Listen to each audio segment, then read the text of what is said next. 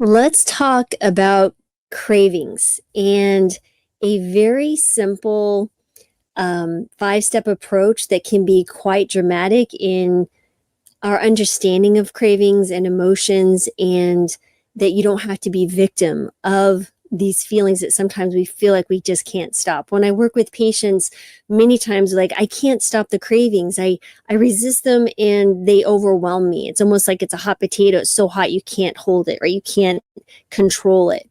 So that's what I want to speak to you about today. I have a five-step, very simple approach that can be quite freedom invoking for you. And so welcome to the channel. If you're new, by the way, my name is Dr. Lori Marbus. I'm a board-certified family and lifestyle medicine physician who's licensed in all 50 states to see patients across the United States and DC.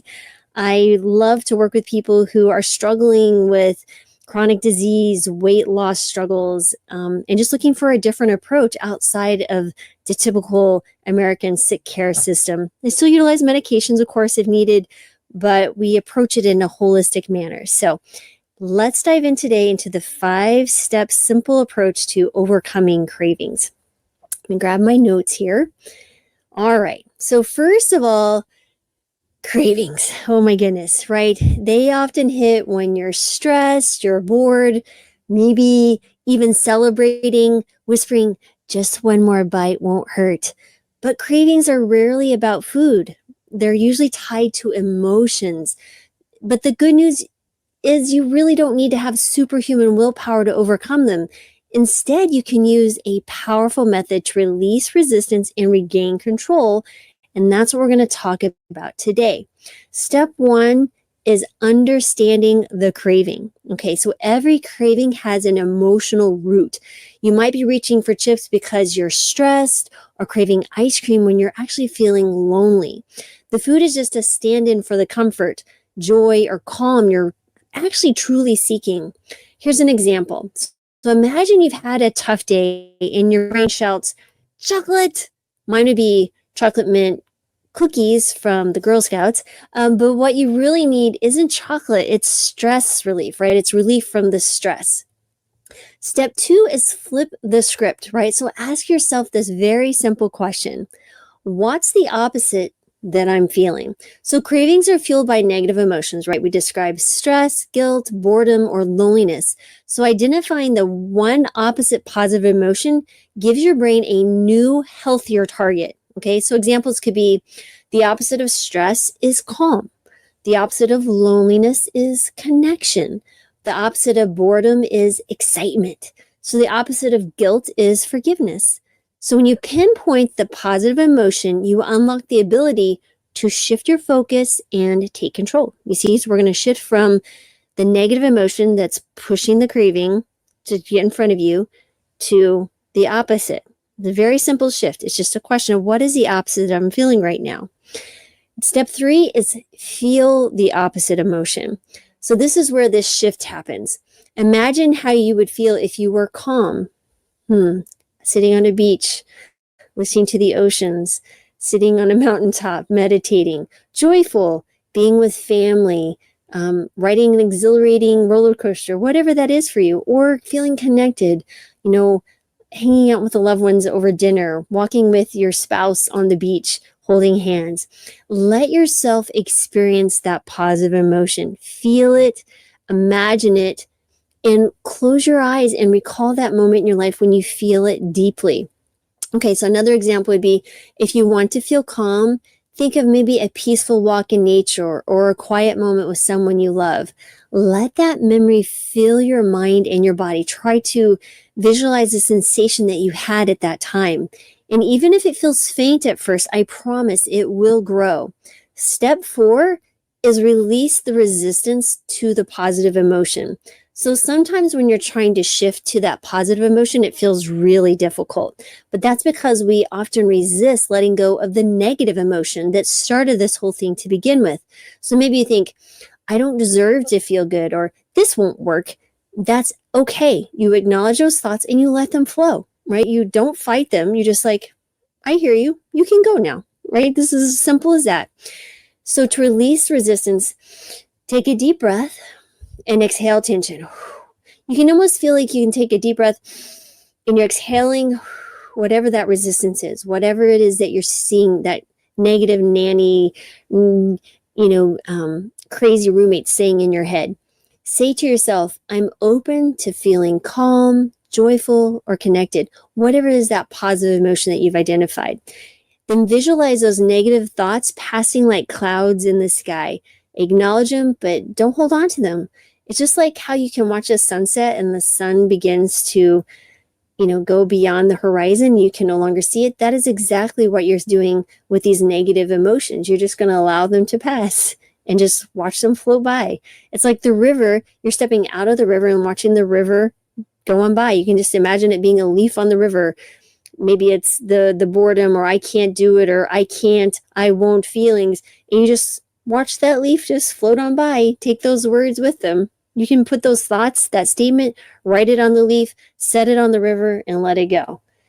Put it on a balloon, let the balloon cast off into the sky. Whatever visualization works for you, that was fine. It's perfect. However that manifests for you, that is absolutely perfect. So allowing yourself to feel good is one of the most powerful tools you have. And guess what? You have the right to feel good because you are amazing. You are a true amazing creature and being in this earth, living this life. So allow yourself to feel these positive emotions. You absolutely deserve it.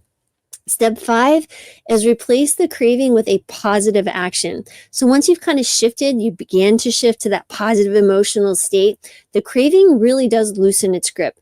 And at this point, the action that aligns with your new feelings. So let's say that the craving stemmed from stress. Maybe you try a 5-minute walk, maybe step up and stretch, or maybe you just take a few deep breaths, right? Maybe you deep breath and a really long exhale.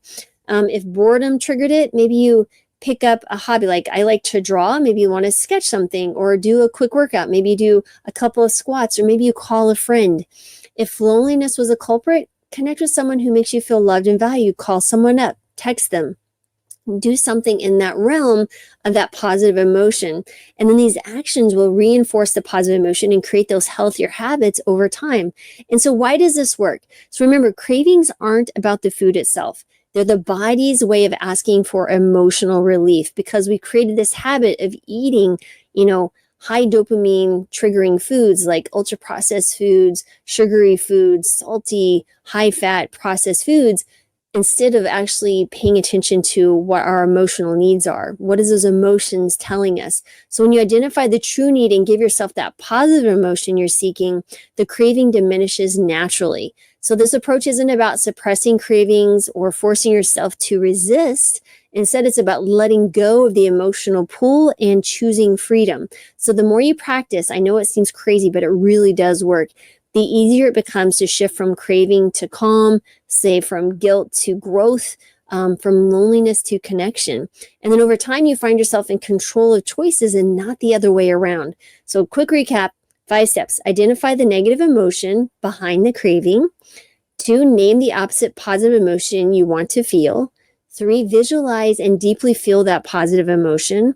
4, release any resistance to experiencing the positive emotion. And then 5, take a positive action that aligns with how you want to feel. And then by following those steps, you can absolutely transform your relationship with the cravings and yourself. And this isn't, again, about willpower. It's all about finding freedom, one emotion at a time. And you absolutely have the power within you to make the change.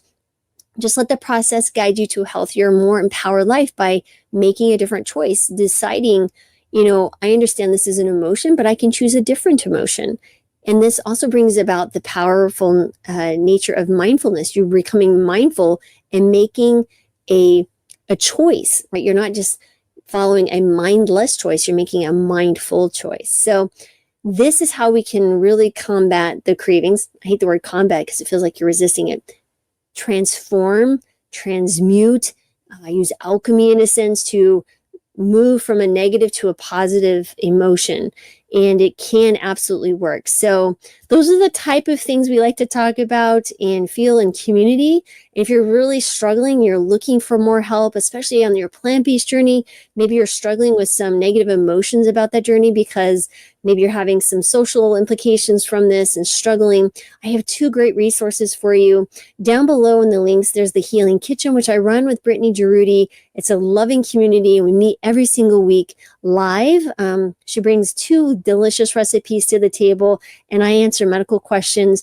We also have a live community. It's outside of Facebook. It's not like a Facebook group or anything. It's a private community where you can step into a place where everybody is appreciative and is so grateful for you to be there. And it's just fantastic.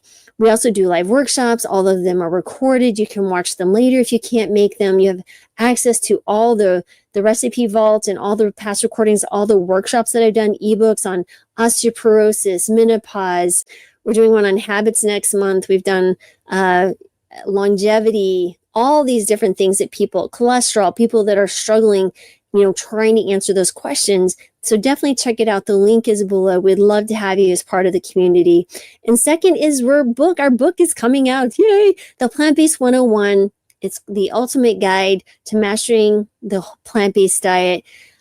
Brittany and I had decided yesterday, we basically have 22 years of plant-based eating in our experience together. And we distilled it into as compact as we can, 135 page. You can get on Kindle ebook, and then you can also buy the print book, which the link will come available on January 1st. It's everything that I've learned as a physician and she's learned as a chef.